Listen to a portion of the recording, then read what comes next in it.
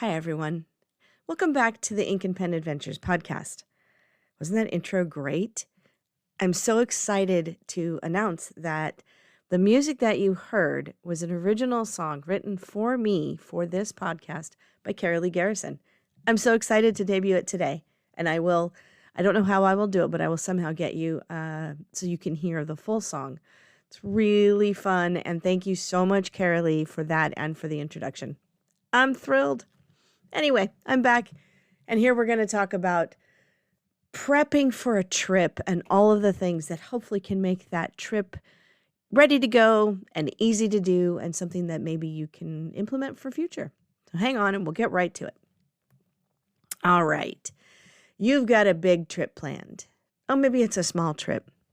Most trip, aside from maybe a day trip up the hill here in California to Tahoe or over to San Francisco or to the coast, may not require a lot of prep unless you are a journaler or a planner or a painter, as I am. I am also a photographer. Maybe you need to prep a few of those items, like your camera battery or your flash or a tripod. But mostly it doesn't take a whole lot of preparation to hop in the car and drive a couple of hours with your journaling bag in hand. Maybe you're going a little further than that. Maybe it's a 4-hour drive. Maybe it's a 6 to 10 hour to drive, say to Anaheim, wink, wink, or Portland, where we've got family. You're staying a couple of days. You're staying a week. Maybe you're flying halfway across the country or all the way across the country for a 5-day event. They all require some sort of preparation and some sort of planning, and the basics are the same.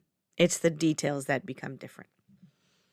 So if you're a more spontaneous traveler and you book your flight and that's it, maybe you book your flight and your hotel and you wait and plan the rest of it when you get there because you want to scope out the land. That's awesome. It's really cool, and I can't always do that. But we have been doing it more, like the times that we've been in Hawaii recently, where we've been there more often. Forget that there's really cool things we haven't seen, and we get stuck in our routine, and we know that we're going to do X, Y, and Z, so we don't really plan it. We just do it. But we know where we're staying. We know how we're getting there, to the island initially, but also to the hotel usually. And that's about it sometimes. Maybe we'll put an order in for some food since we are often staying at a timeshare property. Maybe we'll make a dining reservation somewhere at the resort or in Honolulu. We tend to go to Oahu. And then sometimes we just kind of play it by ear. Doesn't always work, but first there's a handful of things that I try to think about when I'm planning to go on a trip, especially somewhere new. First one, where are you going? I know, it seems obvious, but it's not as obvious as you would think. There's plenty of people who plan a trip and don't really think about the location they're going to. So, for example, right now it is winter here in California. Winter in California can mean any number of things. Cold for Californians, down in the 30s and 40s. Not so cold in the 50s. Really not cold very much, but enough for some people to need jackets in the 60s. And then if you go north, you're going to hit much colder temperatures. Although with the way the climate is going these days, that is changing as well. You go south and you might hit warmer temperatures, although we went south and it was colder down there when we were there. So you never know anymore. Your weather apps are going to be your best friends, especially the ones, I think it's weather.com, that can give you a month view. Now, of course, with weather, it changes, and it can change fairly quickly, especially if you're dealing with tropics like Hawaii, where you could get all of a sudden something coming up out of the ocean that you weren't expecting. They also tend to be a little shorter, but there have been some pretty big weather events happening. What else do you need to know about location? So, transportation options. What kind of transportation options are available in the location you are going to? For example, public transportation on the islands isn't the best. Public transportation in New York City is far better. Even the cities in the United States, as I am based in the United States, a lot of this will be based here. Sorry, if you are international, please let me know what you want to know, and I'll share with you happily from my international tours that I've taken. But transportation, are you going to Uber or Lyft? And there's no affiliation, by the way, with any of these here. I'm not sponsored by anybody. These are the ones I've used. I tend to use Lyft over Uber when I need to do that. I am not a fan of taxis anymore since we had a relatively situation with San Diego where he purposefully missed our hotel so he could charge us more and then denied it. Didn't leave a good feeling for us. And we knew we should have taken a Lyft. We just didn't.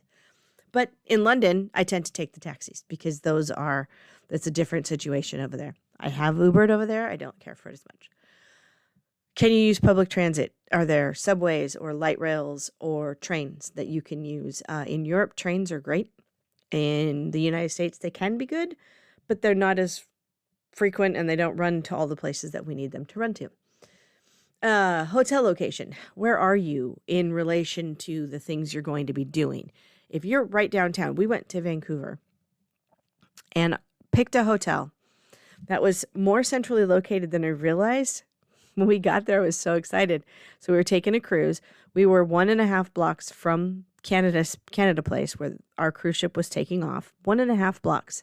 We could literally wheel our luggage across the street. It was great. Around the corner was a chocolate shop. Down the street was a tea store. Across the way was a great restaurant that served both afternoon tea and English breakfast and the world's best London fog latte. Thank you, Palette Kitchen and Denman Island Tea for that. Down the street was also a Tim Hortons. We're in Canada. Right? We weren't very far from Stanley Park. The Vancouver Pen Shop it was literally, we couldn't have picked a better location. There was a pub around the corner. Fabulous. Where are you going also has to do with what's open when. Some places, there's a lot of restaurants that are closed on Sundays. That's something to know. If you're traveling over a holiday, for example, and I don't know if it's this way right now, but it used to be that if you traveled to London on Christmas Eve, you better have plans for food because most places are closed. So things like that. That's why you need to think about your location and what goes on in those locations. Also, are there dress codes where you're going? On cruise ships, there can be a dress code. You don't have to abide by it if you're not going to be doing the formal nights or anything, or the dress-up nights on, for example, a Disney cruise. But think about that because there are restaurants you can't wear bathing suits into. And most restaurants you really can't unless you're actually on a beach at a beach restaurant. So think about dress codes. Think about if you're going to see Broadway shows or shows on the West End, or if you're going to museums. Certain places in Europe, you cannot wear sleeveless clothing. So you have a sweater with you or a shirt you can put over the top. Be prepared. It can be disappointing to get somewhere and be told you're not allowed to enter because you're not dressed appropriately. So think about those items. All right, next.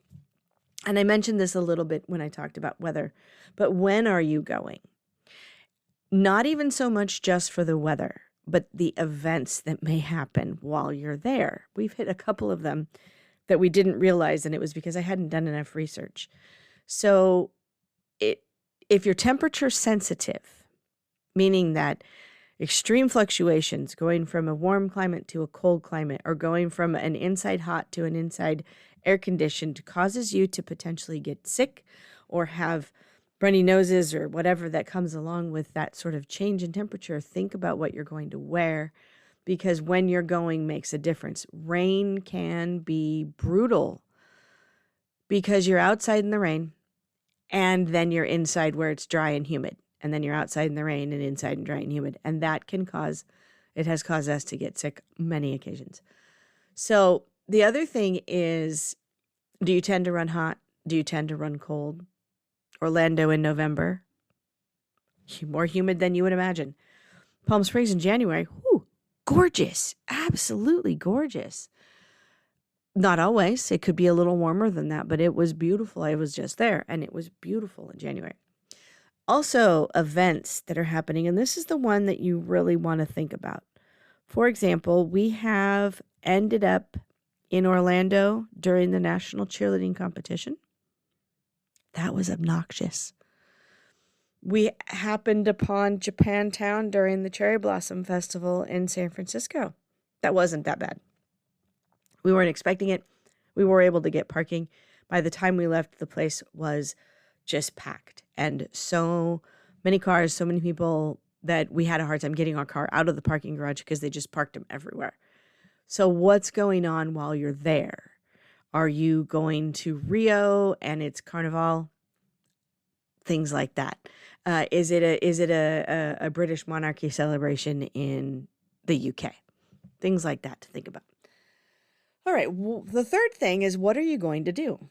You're like, well, I'm going to vacation. Yes, absolutely. Are you going on a historical tour?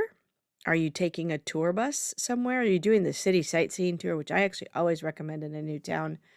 As campy as they may be, it can really give you the lay of the land that you can see. Oh, and then you can make notes of the places you want to come back to when you're not on the tour. Also, if you have a multi-day pass, usually you can do them all. Stop out, get off the bus, get back on later, hit everything in 2 days, and then go back and see the places you would like to visit more in depth. Are you doing a pub crawl? I say this because we did one in Dublin that was really fun. It was a traditional music pub crawl, and we hit 3 pubs and we heard some great music, and it was a good way to also see the city. It was at night. Are you doing a brewery tour, a winery, a dining event? Maybe you're going on a food event. Maybe it's a cooking class. What are you going to be doing while you are there? You may not necessarily need to bring anything specific, but if you're going for a hike, you want the right kind of shoes and you want sunscreen and a hat. If you're going to be doing a fancy tour of Rodeo Drive, maybe you might want to dress a little differently. I don't know. I don't know that still matters as much anymore, but you want good shoes. If you're going to do any sort of walking, you want good shoes. Maybe you are going to find the best cafe attached to the best bookstore, drink a cup of coffee, read a new book, and write in your journal. Well, you want to make sure that you know that you're going to try to plan to do that. One of the big things people love to do in some of these bigger cities is go to Starbucks reserves. Say what you will about Starbucks. The reserves are great, especially the ones with the roasters in them. I know Seattle has one, and I believe, someone mentioned it, and it's going to escape me. But of course, I believe there's also a big one in Tokyo. That can be a really cool thing to do if you like coffee, or go to a tea place if you like tea. You can tell what I like, right? The distilleries, the pubs, and the tea and the coffee. Chocolate too.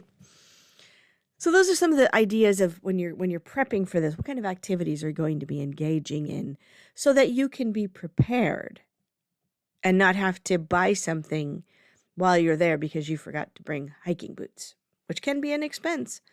And if you happen to be a person of size, buying clothing in other countries can be very difficult just because the population there tends to be on a sized smaller.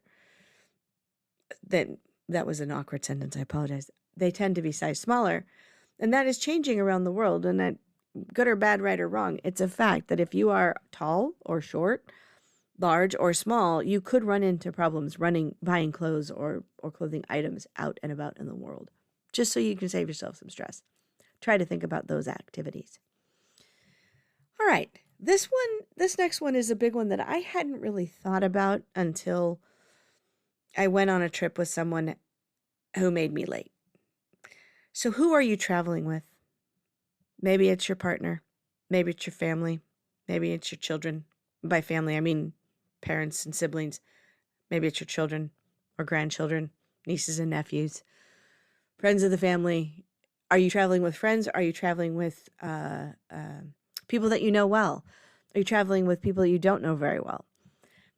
All kinds of ways to look at that, to look at this. Some of the things I think about: who are they? And how do they travel? I did a road trip, and this was many years ago, to Southern California to attend a wedding. And I attended with a friend up here, and my friend's wedding said, yeah, of course, bring your friend. Because she was going down south for family reasons, and it timed out right. Great. We traveled down there. We were staying at this person's family's house, and I said, we need to be to the wedding by X time. Now, I was not good at adding 15 minutes to everything yet, because I was not always a punctual person myself, but more often than not, it didn't matter. When I needed to be on time, I was. This person, however, had a really hard time with being on time for anything. And I should have said, we need to be there 15 minutes early, and just said, instead of 1 o'clock, we need to be there at 12:45, etc. I told this person so many times, we have to be on time. Do you understand? We have to be on time. It's rude to be late. It's rude to be late. We were late. We were only going 20 minutes from their house, and we were late. And luckily, the ceremony was a few minutes late. We didn't actually miss anything. I was furious because I had been very specific about it. And then I realized that part of it was me.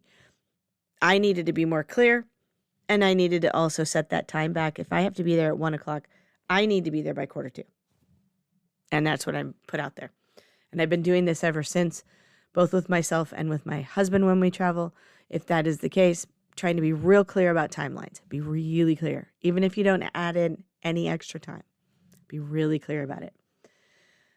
Another, so who are you traveling with, and do they travel often? So are they familiar with the ins and outs of traveling? I know someone who hadn't traveled in about 10 years on a plane. That can be a pretty big thing. I know a lot of people that don't travel by plane often, or don't really go on vacations, and then all of a sudden they decide to take a trip around the world. They may not have all of the information that you do when you're traveling, and you can help them with that. But also, how do they travel? Are they prone to excessive moodiness? Do they get cranky when they haven't eaten to the point of not being able to deal with them? I know that a lack of food, a lack of water, and a lack of rest can cause some serious moodiness. It's just biological. Get that person some water. But do you know how they travel? Do you know how they function during the day? It's good to have a conversation about it. And I'm going to say this and probably get a lot of comments from it, but do they Karen? Do they immediately escalate? And that's what I mean by that. They immediately escalate. The minutest problem becomes a situation for the manager because their food wasn't hot enough, or because this item tore, or whatever the situation might be. Do they immediately go to the top, or do they try to sort it out? It can be frustrating. It can leave a lasting impact. It can cause bad energy between people. So these are just things to know about the folks you are traveling with.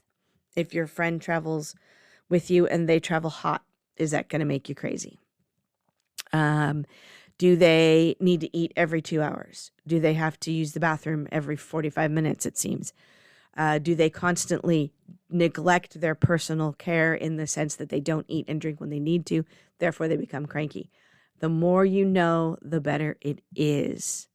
Having a common interest isn't always enough. You got to know how they travel. So it's part of the planning. I think it's something, and you don't have to dig too deep into it, especially if you know them well. We have people that we travel with. We know how they travel. My husband's parents, for example, wonderful to travel with. Absolutely delightful. They are easygoing, but they also do have an idea of what they want to do. So it's not a whatever you want to do sort of thing. They're like, we would like to. What do you think? And then we say, that would be great. And then could we also? Yeah, that would be great. You know what? I'm good with that. We've seen that one before. Do you want to see it again? Nope, I'm good.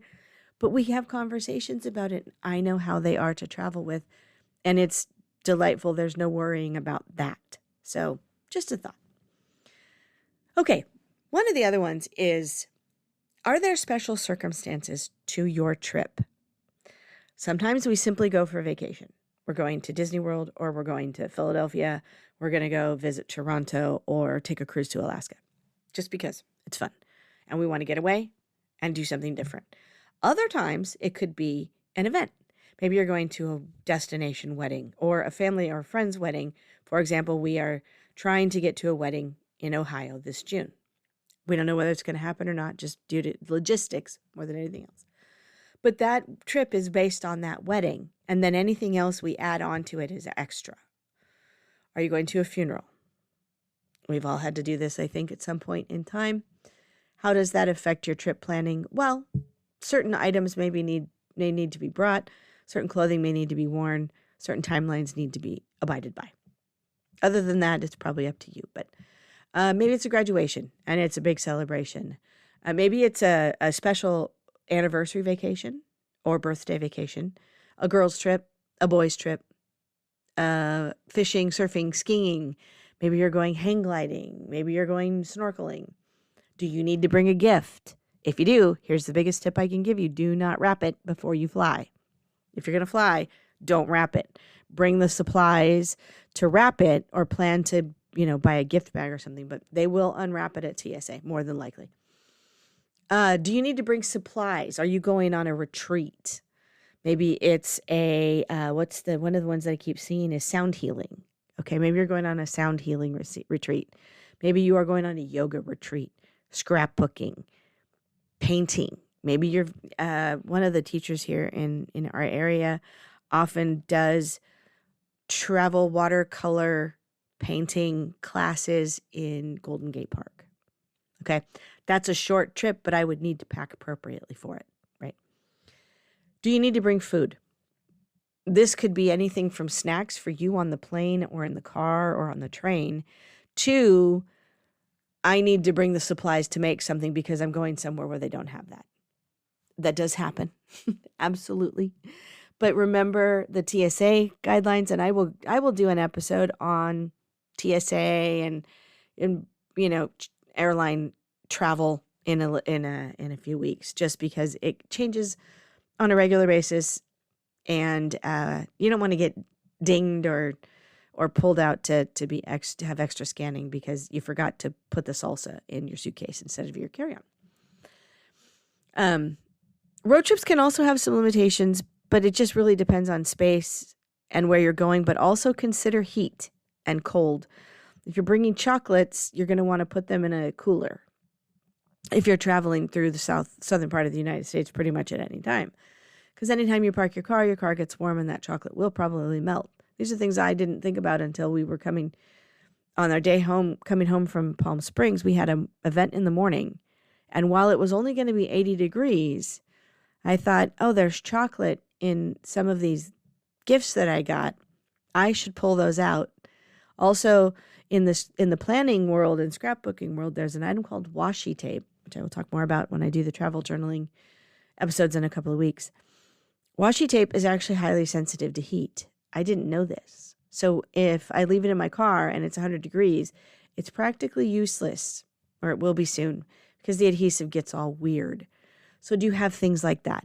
Expensive gear that you don't want to leave in the car, things that you want to consider keeping safe with you. If you're going to be stopping for food, what is visible in your car? How much of it is valuable? If you have your computer in a backpack that's sitting on your back seat, you should probably take it into the restaurant with you, right? Do you have room to stop at Target on your way in, or are you going to have to go back out again?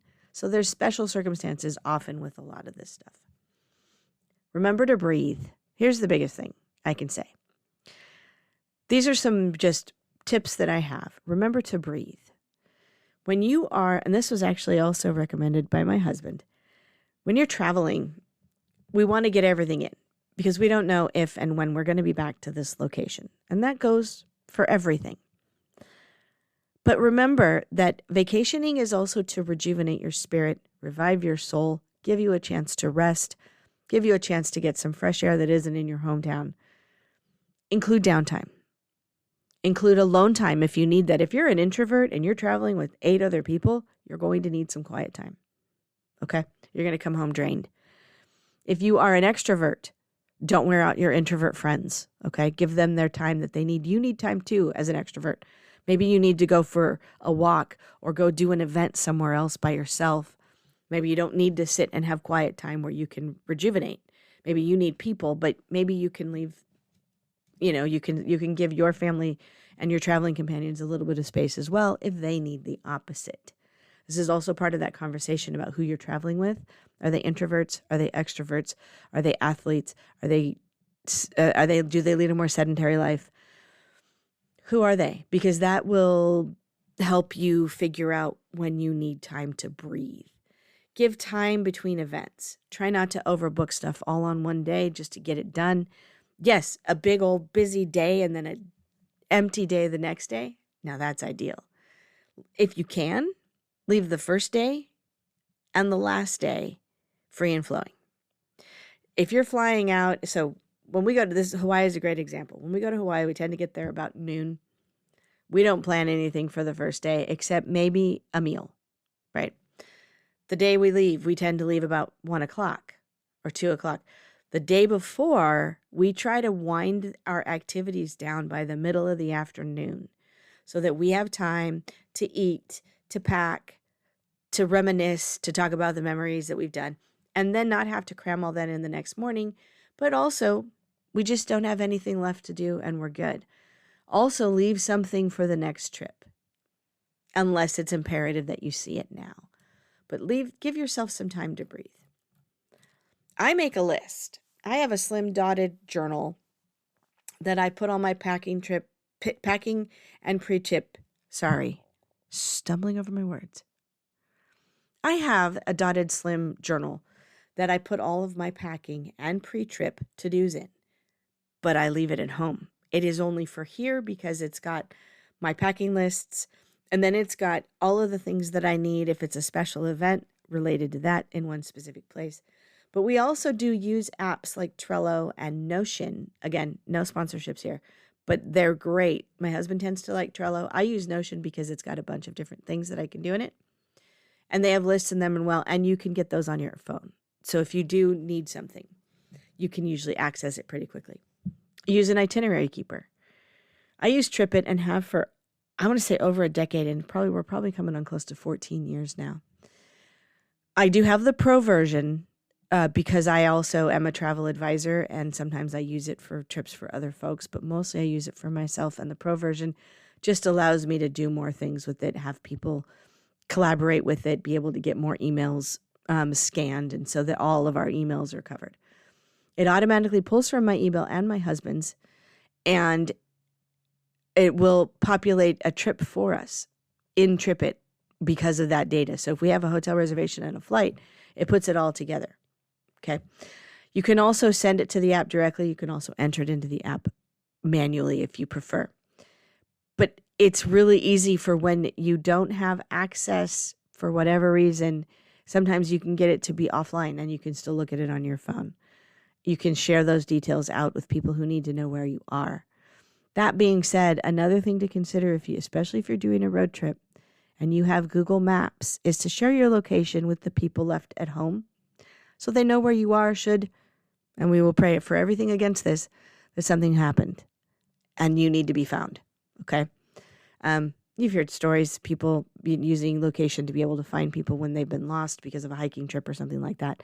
So it's a good thing to do. If nothing else, it'll give us your last known location, but GPS tends to work even when the phones don't. So that's a thing to consider there. And that was an added bonus that I hadn't put down before. Charge your electronics before you leave your house. You never know what kind of power you're going to have on the road. And do not, you've probably seen this everywhere, charge your phones at an airport plug. People have been hacking. I don't know how they do it. I don't want to know how they do it. It would be better to not use those. If you're unsure at all, bring a battery pack if you need to charge your phone. And usually once you put it into airplane mode and all that on the plane, it's not going to go lose a lot of battery unless you're using it for gaming or podcasts or whatever that you've downloaded. So think about that. Charge those electronics before you go.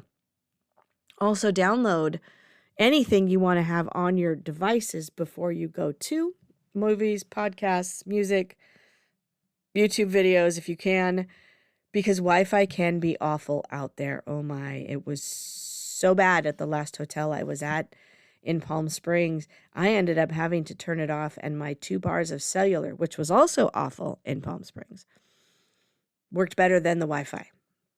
And the Wi-Fi never really did work.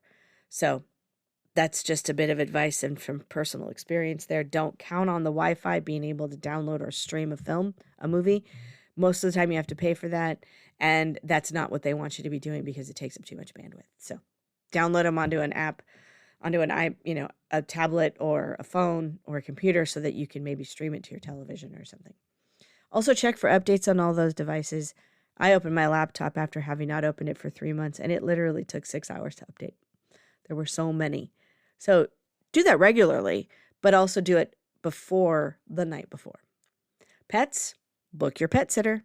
Figure out the details. Lawns, garden, trash. Make your arrangements in advance so that you've got somebody taking care of it. Are you gone a long time and you have cars parked on the street? Maybe you could have somebody move them if you want to keep it not looking like your house is abandoned if you don't have a house sitter. House sitters are great, by the way, because they do keep your house looking lived in. Lights on in your home on auto timers, vary them up if you can. That way, I mean, when we're here and our cars are out front, we don't worry about it so much because we're here. But when it's the same exact thing and no cars have come or gone, although I guess from the pandemic, that's probably not as big a deal anymore. That if someone has decided they're going to, as they say, case your neighborhood, they would notice that every day at 7 o'clock this comes on. Here's a tip. Base it off of sunset and sunrise. Better yet, base it off of sunset and sunrise in a time zone adjacent to you. That way it's not really clear that it's sunrise and sunset, and I'm just giving away our little secret, luckily, Hopefully that will help you. It was something that we figured out a while ago. And we do that, actually, we do sunset off of a different time zone so that it comes on earlier, because that half an hour between dusk and the lights coming on was really, really dark. Really, really dark. Okay, a couple more things before we wrap up here. Flying. Always, always, always double check the TSA. If you're in the United States, the TSA requirements. They do change. They may not change as fast as people think they do, but they do change. As a matter of fact, they're looking at adding new scanning technology, new scanning procedures. They've already changed whether or not it was your boarding pass and your driver's license. Now it's just one or the other. So things do change in TSA. The other thing with TSA, and I will do a little bit more on this when we talk about air travel, be nice. They have a very stressful job, and they are not trying to make you uncomfortable. They're not trying to make you miss your flights. They're not trying to do any of that. They have a job to do. They have certain regulations they have to follow. If you smile, ask them how they are or wish them a good day. Don't try to get into lengthy conversations with them. Don't make any jokes that might be misunderstood about travel or stuff in your bags or anything like that. Empty your water bottles, all that jazz. It really will make the screening process so much easier. And if you can, do TSA PreCheck. It's about $100 and something for 5 years. You don't have to take off your shoes ever again. It's a good one.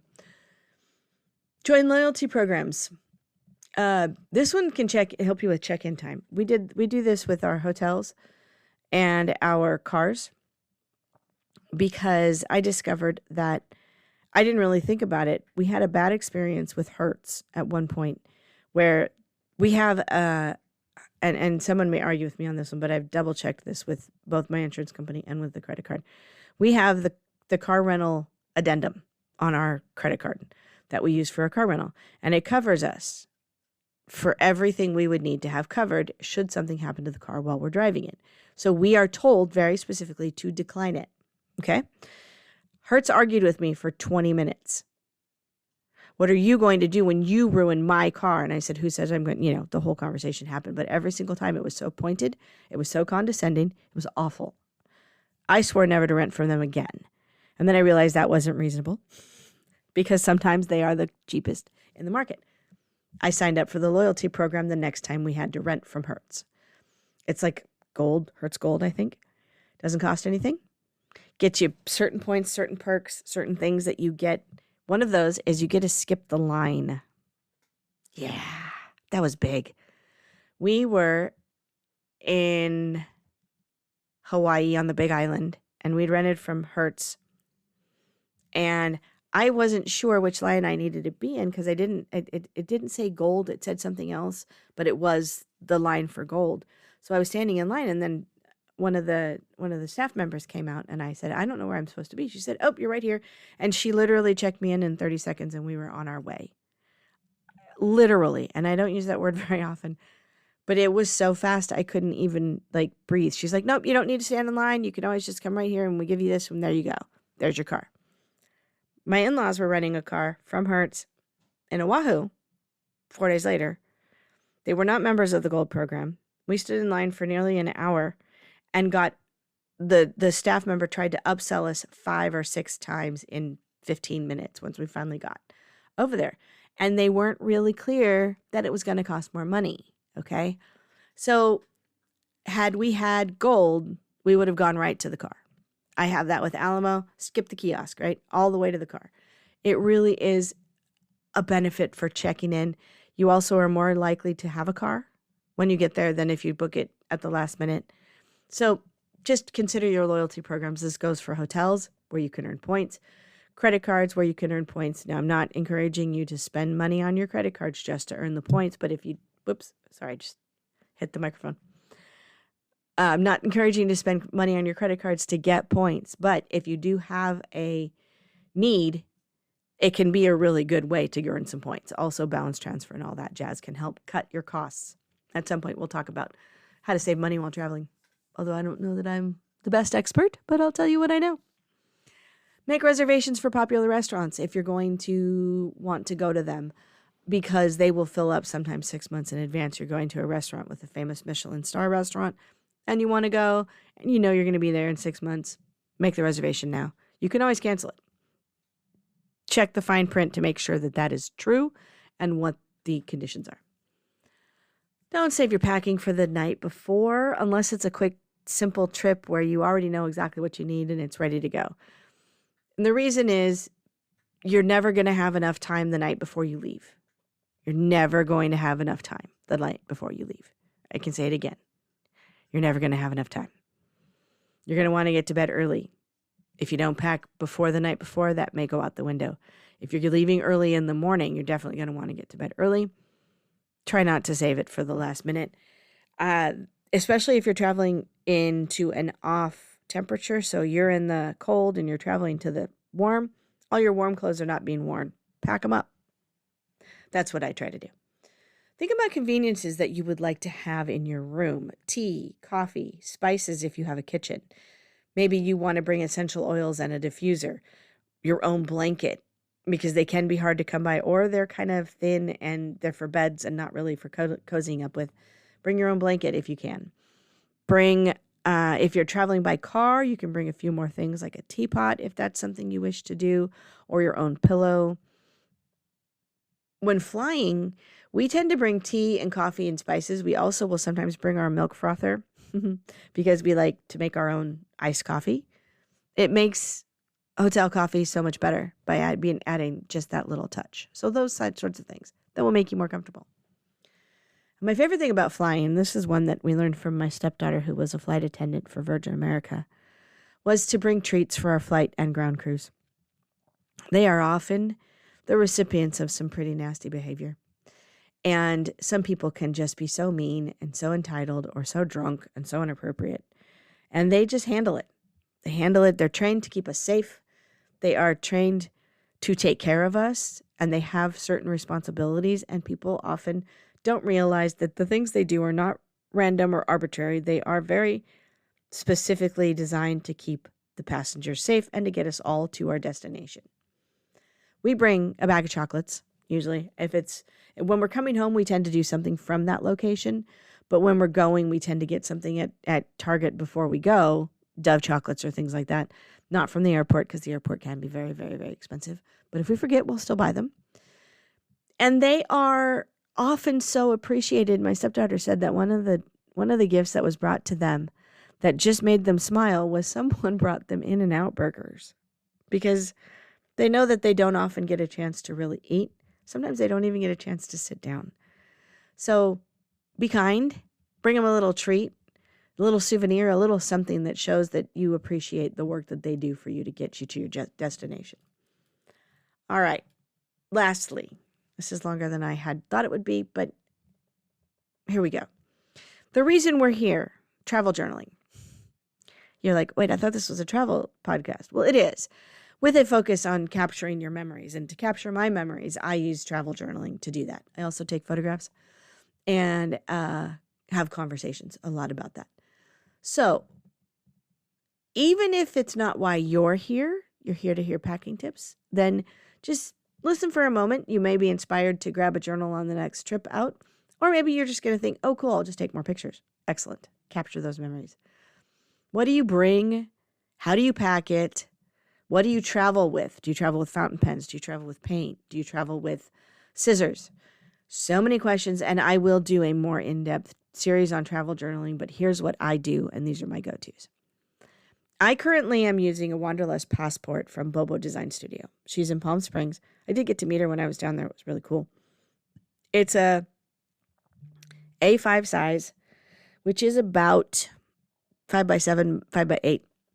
And it's got a little closure, and then the pages are just dotted at the top and blank at the bottom, and they have a little spot at the top for filling in your location and your weather and your accommodations. And you can skip it if you want.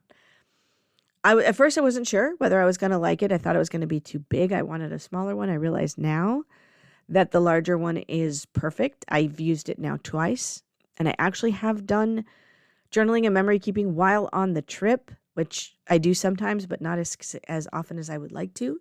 I often do it when I come home. It is delightful. It really is delightful. And again, she's not a sponsor of this podcast, in parentheses, yet. Maybe she'll listen. I'm just a fan of this particular thing, and I'm a fan of Angie herself, the designer. So I have that book that I bring with me. It has a pocket in the back where I can stick some stickers, or slip some stickers is really what I meant to say. I can slip some stickers in there. I can put in a postcard or two that I've gathered so that everything is all in one place. When I want to go and put things together, I have a bunch of the items that I need. Here's what I bring. I bring a travel watercolor kit, and it's in an art toolkit case, which is a company, again, not affiliated, but an art toolkit case, the small size, and it's got watercolors, a couple of watercolor cards, brushes, fountain pens, both waterproof and water soluble, pencils, and a ruler, and I think a pair of scissors. And then a water spray bottle, which I often leave empty until I get to my destination, just in case I forget, and it goes through TSA. We don't want them to catch that. It's too small; they may not even notice. I also bring a pen case that has a fountain pen in it. Right now, I tend to travel with my TWSBI 560 because it is one of the most, it doesn't leak so far. I also carry a gel pen, like a Pilot, a Uniball 1F, a pencil, an eraser, and some tweezers. The next thing I might bring is some washi tape that I mentioned earlier, that paper, Japanese paper tape on cards, and 1 or 2 stamp sets if I have one that matches with the ink pad and acrylic block. I do bring my portable photo printer, which is the Polaroid High Print. If I want to capture memories and print them out and actually work in my journal while I'm there, and if not, I will simply draw a box where I'm going to put it and make a note of which photo I want to keep there if I haven't brought the printer, because I do sometimes leave it at home. It seems like a lot. It's really not. It's the watercolor kit, the pen case, which includes the gel pen, pencil, eraser, and tweezers. The washi tape can often fit into the Wanderlust passport, and the stamp sets and acrylic pad I will bring in a separate container, which means I probably usually put the washi tape in there. And then I sometimes have things like an adhesive or a glue stick, because there are some things that aren't going to attach really easily, that I don't have anything to attach with, and a whiteout, a little. They're very small. They're all travel sized, and they will fit in one. So that's the art toolkit, the pen case, and the accessories case, and that's usually it. So that fits in my backpack nicely with my Kindle, and I'm ready to go. I can also fit it in a smaller bag if I really need to. The other thing that you may want to remember to bring, and I can't believe I didn't mention this earlier, especially if you are flying or traveling by train, is headphones and or earbuds. The noise canceling option is amazing if you happen to be on a plane with the person that won't stop talking, or the poor child that can't stop crying because their ears hurt. Not the child's fault, not the parent's fault for that matter, but it can be something that you are just constantly hearing, and maybe you want to block that out for a little while. I bring both earbuds and headphones because my ears get fussy, and with earbuds, they start to hurt after a while, and I can't wear them for very long. And then the air pressure can also cause some ear pain. So I will bring my headphones when I need it. And they do also plug in, so they could still plug into the entertainment center on the plane. But with all of that, it seems like a lot to do to prepare. Really, a lot of it is thought. Where are you going? When are you going? What are you going to do while you're there? Who are you traveling with? And what are you bringing? 5 questions. 5 simple questions. And answering them beforehand can really make the trip fun without a lot of extra stress, because you have what you need to do what you want to do. So over the years of our traveling, we have figured out a few things, and some of them still elude us. That is overpacking. I still overpack. Sometimes I underpack. I do both. If you have a trip planned, or maybe you want to plan one, or maybe you just want to go to the nearest park for an hour, grab a journal and draw that redwood tree, I hope this has helped. It's been fun doing it because I like to think through my travel plans, because I like to make it easier on ourselves.